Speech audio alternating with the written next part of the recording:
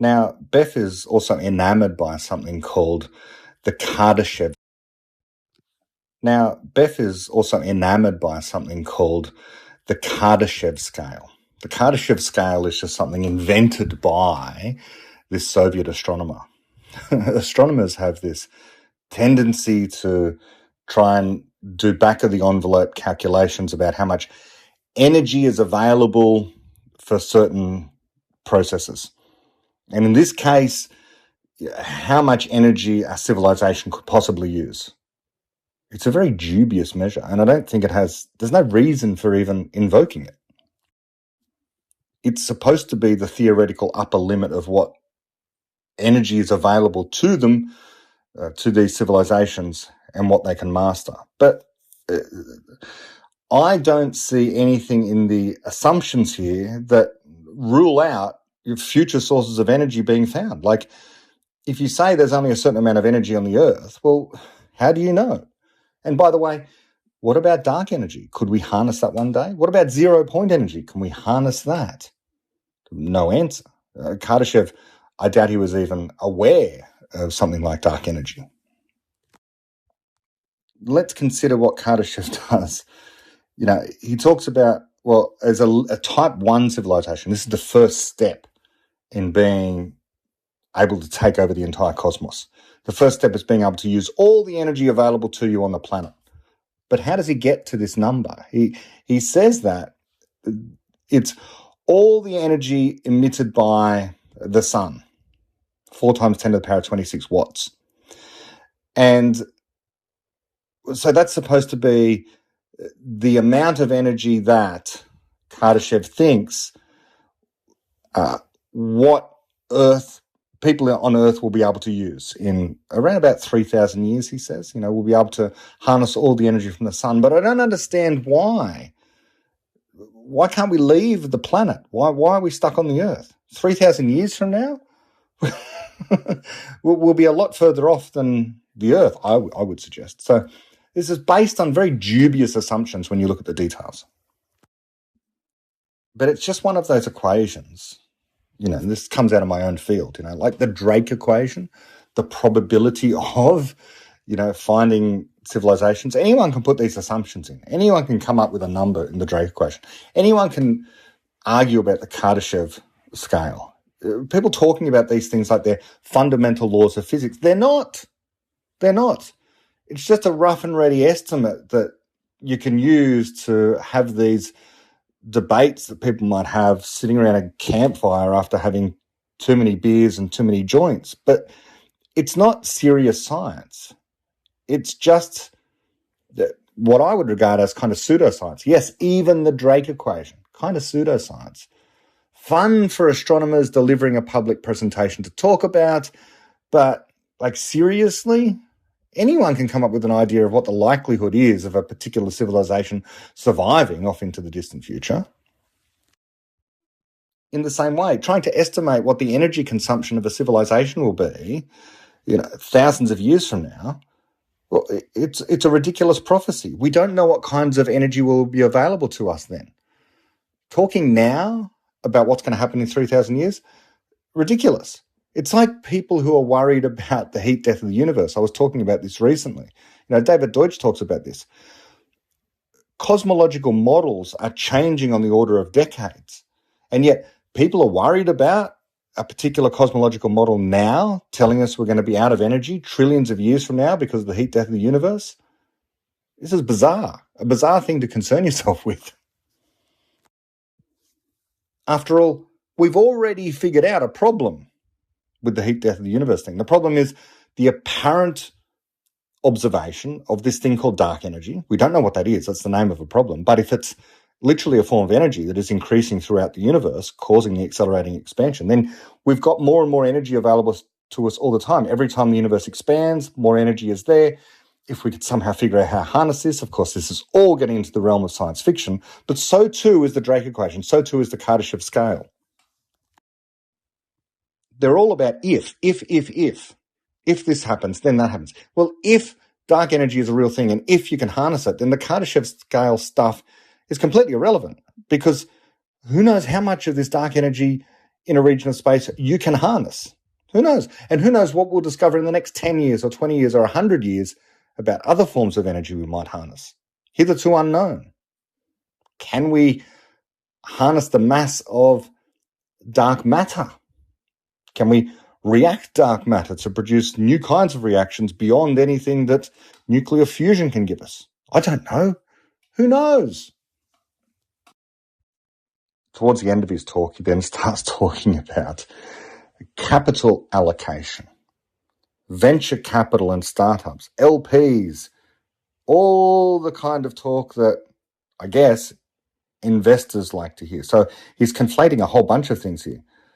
Science in the form of biology and evolution, physics with thermodynamics, accelerationism, which is more about philosophy and human choice, without ever talking about that stuff. I'll come back to that. And then he's getting to, capital investment. It's kind of like a little bit of a hand wave signal. Hey, invest in me. I can tell you about how to effectively accelerate your business. That kind of thing. I don't know. I get that sense. Maybe that's a bit unfair. But it says to me he's throwing a lot at the canvas, is what I would say. And it would speak, I can understand it would speak to a certain kind of person.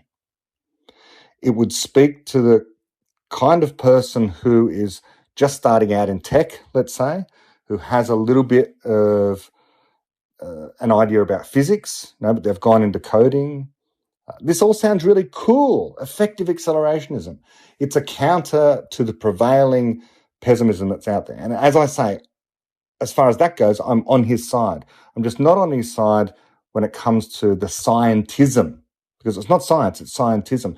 It's utilizing science in a perverse way when you don't need to, when these arguments can stand on their own without recourse to talking about genetics, evolution, and thermodynamics.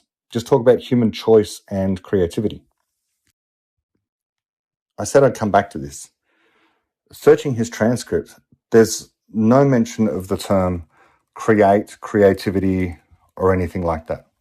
There's one mention of the word knowledge. Just double checking that. Yeah, one mention of the word knowledge. I can't find the word choice or free will, stuff about liberty, that kind of thing. The very things, in other words, that I would focus on, and I think David Deutsch would focus on, in order to explain our circumstance of improvements, in order to counter the pessimists. But I don't want to engage in internecine war. It's the same as the problem I have with the objectivists, right? We're all on the same side in fighting against socialism and authoritarianism. It's just that in this case, I think that it undermines the case that could be made in order to counter the very bad and evil movements that are out there right now, saying that we can't have a better world, that we need to slow down progress. But if you're going to make that case, then don't use their tools. The pessimists are saying, hey, look, I can point to the Malthusian curve and show you that things are definitely going to get worse because here's my mathematics that can predict what's going to happen. We're going to run out of resources as the number of people increase. So they've got their mathematics. Beth comes along and says, I've got other mathematics. I've got thermodynamics and I've got the logistic equation and I'm making a different prediction based upon different mathematics. So they're just hurling mathematics at each other saying, this is my prediction, that's my prediction, and my prediction counters your prediction, and so on and so forth. But of course, none of them are making predictions. They're all making prophecies. It's not the right level of analysis to talk about this in terms of mathematics or fundamental physics. The right level of analysis is to say, you can't predict what the future is going to hold. It's not inevitably going to be bad, and it's not inevitably going to be good. Both of these are incorrect moves. Things can get better, and we should expect them to get better, not inevitably, but because people will make the choice to continue to solve their problems. That's what they've always done, and the nature of people. The nature of people is to problem solve. That's how we counter the pessimists. But forced to choose, of course, I'm on the side of Beth and the effective accelerationists every day of the week in countering the doomsayers. But, in the privacy of headchat or in the privacy of our own side of the debate, I will tell him that there's a better way of doing this, that we don't need to rely on scientism because they're going to start hurling the insults back at us, that we're the ones making unjustified assumptions about the world. We're the ones engaging in scientism. We're the ones who are misusing mathematics. And they'd be right if we did that. So don't make that move. It's a misconception. It's an error. Instead, stick to the facts. Don't try and massage, fake science, which is what's going on here. Let's admit it. It's scientism. It's deploying science in a perverse way when you don't need to. The correct way to counter the pessimists and prophets is to say instead, they're wrong because people choose to make things better. That's what we are. That's what we do. Okay, so I'm reading a little more about this effective accelerationism because I've gone through the talk, and so here's an official looking website. It asks the question, what is effective accelerationism? And then it gives an answer. So let's just read. Quote, effective accelerationism is a belief rooted in the second law of thermodynamics that the universe itself is an optimization process creating life which constantly expands. The engine of this expansion is techno-capital. This engine cannot be stopped. The ratchet of progress only ever turns in one direction. Going back is not an option, end quote. How many errors are there? Let me count the ways. Okay, so it's a belief system. All right. Rooted in the second law of thermodynamics, that the universe itself is an optimization process. Well, hold on. The second law of thermodynamics does not tell you that the universe is an optimization process. It says that entropy will increase. And that's quite the opposite. It says, and I've talked about this. This is, I have, sort of go to physics AMA, basic physics AMA, where I talk about entropy there a lot. And we've talked about how the second law of thermodynamics is about how things tend towards disorder. What life does and what people do is counter that disorder. So the second law of thermodynamics doesn't mandate optimization, the opposite. People have to counter it. So there's a deep misconception. He then goes on to say, the ratchet of progress only ever turns in one direction. Going back is not an option, end quote. Incorrect, completely incorrect. There is no ratchet of progress. It's not a ratchet. Okay, sometimes I speak there loosely, but if I was writing a blog post like this and I wanted to outline, my deep theory explanation of the world, I'd be more careful than this. We go backwards all the time. There has been mass extinctions of life where things have to start all over again. So there has been backward steps. Luckily, life hasn't been completely extinguished, but it could have been. Any cosmic event could have wiped it out. If human beings didn't evolve here on planet Earth, it would certainly be the case that life would be extinguished on this planet because eventually the sun will expand and engulf the Earth and sterilize the entire planet. I would guess that's happened throughout the universe multiple times. So the ratchet of progress does turn in the other direction. Moreover, when we look at human civilizations, the overwhelming majority have gone in the other direction of becoming extinct. We are the sole exception. We are the sole exception, which when we look back, it looks as if the ratchet of progress only turns in one direction. But that is a selection effect. Ask the Mayans. Ask the indigenous tribes that existed throughout all of Africa. Ask any of the extinct civilizations, ancient Egyptians. All of these people went extinct they were eventually taken over by technologically more capable civilizations. The one that survived is that of the Enlightenment. That's it. For us, the ratchet of progress has hitherto gone in one direction, but not all those others. So that is a complete refutation of the point he's made there. Going back is not an option. Well, morally it's not. If we do go back, I agree. That would be terrible. That's the end of society. But it's an option from the point of view of physics and cosmology and life, because that's what has happened. So far, only with effort, choice, not inevitability, will we not go back. This website goes on to say, and this is what he says in his talk, quote, "The laws of physics tell us that the universe exponentially favours the existence of futures where matter has adapted itself to capture more free energy and convert that free energy to even more energy," end quote. False in so many ways. I mean, just the rank physics is completely illogical. Converting free energy to even more free energy? No, that's a violation of the first law of thermodynamics. You can't get out more energy than you put in. Come on, that's basic. And the second law says you lose some to heat, inevitably.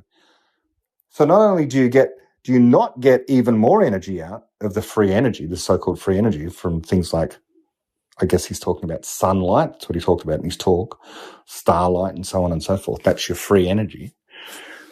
Not only don't you get even more out, you get less.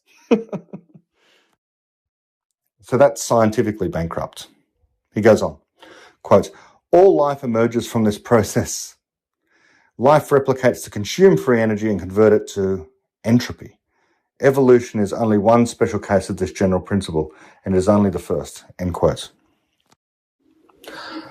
All of this, and as he goes on to say, quote, "The second critical system that must be understood in this principle is techno-capital. Techno-capital is a form of intelligence that is above the individual human. As individual humans, we are cogs in the techno-capital metal life form," end quote. This is all just, I would say, jargonistic babble, a conflation of science, incorrect science, by the way, physics, and what I would say is something to do with technology and something to do with the finance sector, techno-capital. He's trying to speak to a certain kind of person, as I said in my last series of chits. The certain kind of person is involved in the tech sector, new to the tech sector, I would say, and interested in investing. And I don't know, it's sort of what we say, virtue signaling to those kind of people. That's what it is. It's a kind of virtue signaling. And this worries me, that he's trying to swindle people almost. Beth, if you're out there, please come talk to me about this. I mean, the first sentence that he said there, the first phrase of the first sentence is, "Effective altruism is a belief." Okay? Then he says a whole bunch of other stuff. And then he goes on to say, quote, "EAC is not an ideology. It is not a movement. It's simply an acknowledgement of truth," end quote. But he began by saying effective altruism is a belief. Okay, so that makes it an ideology. So he's contradicting himself. It is not a movement. Well, it is, clearly. It is simply an acknowledgement of truth. No, it's not. And we can't have the truth in hand anyway. It's not even knowledge. It's false. It's a misconception. There's so many misconceptions here. But I'm on his side when it comes to fighting the pessimists. So I think I'll leave it there. I've said enough. I mean, the more that I read of this, and it's just the more, the more that I read, the more that I just find more and more errors. That's a shame. It's a shame because, as I say, the impulse here to counter the pessimists is the right thing. That's good. And I'm on his side when it comes to that. It's just you don't need all of this jargon, science, physics, pseudoscience, pseudophysics, babble, appeal to so-called techno-capital. You don't need any of that. You can just argue for progress, make the case against pessimism in its own terms without making the same mistake that those pessimists make, which is incorrectly harnessing science for perverse ends. That's what's being done here. Harnessing science not for a perverse end, for a virtuous end, but it undermines that virtuous end by perverting science itself.